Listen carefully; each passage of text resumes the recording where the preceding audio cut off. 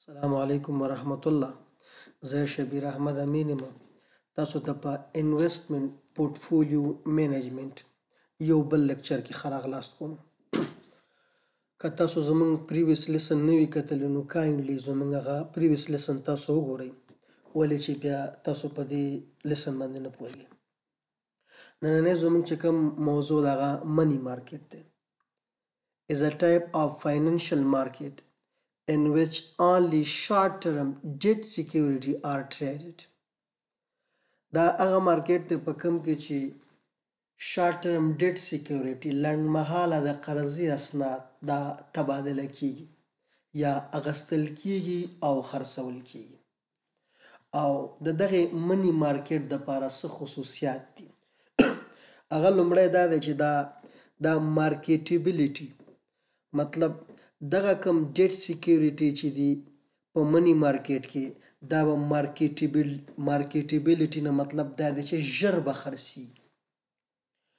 او بل دا کم ډیټ سیکیورټي دا چې په منی مارکیټ کې خرڅیږي دا به یا به دولت مطلب خرڅی ایشو کیږي یا به دولت لخوا ایشو کیږي یا به فاینانشل انسټیټیوشن او یا به کارپوریشن.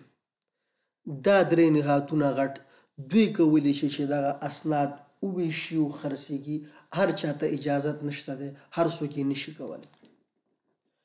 او بله خبره په دې منی مارکیټ کې هغه دا دی چې دا به یو کال یا د یو کال څخه لږه موده وي. البته دا د منی مارکیټ خصوصیاتو له جملې څخه دی. بل په منی مارکیټ کې چې کوم ډیټ سیکیورټي ده د ریسک هم لا دی نسبت نورو ته او ریټرن هم لا دی، لا ریسک لا ریټرن.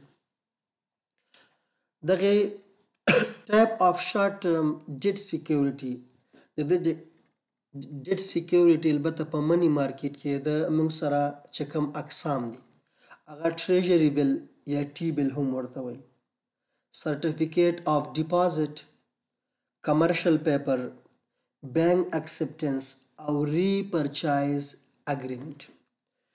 یو باندې به موږ ان شاء الله بحث کوو. لومړی موږ سره د ټریجري بل کم ته چې ټي بل هم وایي، دا د دولت لخوا نشریږي. ایا مخکې چې ما څنګه ویلې هر کېدای شي دولتونه اوس لکه افغانستان چې موږ راواخلو مرکزي بانک، نو دا دولت سره تړلی یو بانک دی. نو په ټوله کې موږ وایو چې دولت لخوا دا نشریږي. او دا ټریجري بل دا په ډسکاونټ خرڅیږي.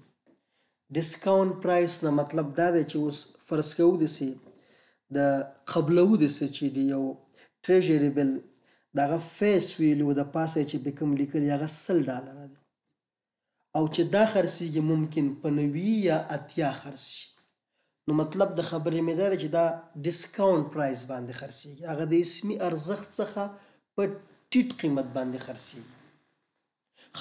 نرخ به اوس د اسمي قیمت څخه چې ټیټ قیمت خرڅیږي نو په 100 به خرڅیږي. دغه باندې هلته بیا بولی کیږي چې هر څومره نرخ ورته تعین شو. خو مطلب د خبرې دا دی چې دغه اسمي قیمت څخه په ټیټ قیمت خرڅیږي او د دې دواړو ترمنځ چې کم تفاوت دی دغه ګټه ده. البته څوک چې دا بانډز اخلي هغه ته دا ګټه ده. بل دا ټي بل ډیر زیات های لیکوډ دی. لیکوډ نه مطلب دا دی ایزلی کنورټ انټو کیش، یعنی زر په پیسو بدلیږي. او ټي بل کې عموما ریسک ډیر زیات پکې کم وي. ریسک ځکه زیات کم وي چې اوس که کارپوریشن نه څوک ډیټ سیکیورټي راواخلي نو ممکن هغه کارپوریشن افلاس وکړي، ختم شي، ولې دولت خو افلاس کېدای نشي. نو همدغه وجه ده چې دا ریسک فری ده. بل په ګټه باندې د مالیات نشته دی. مالیات البته د دې ټریجري بل چې کومه ګټه حاصلېږي نو په هغې باندې مالیات نشته، د مالیاتو څخه معاف دی. دا یې غټ خصوصیاتو له جملې څخه دی. بل د مخکې چې څنګه ما خبره وکړه چې ټي بل دا دولتونه نشي.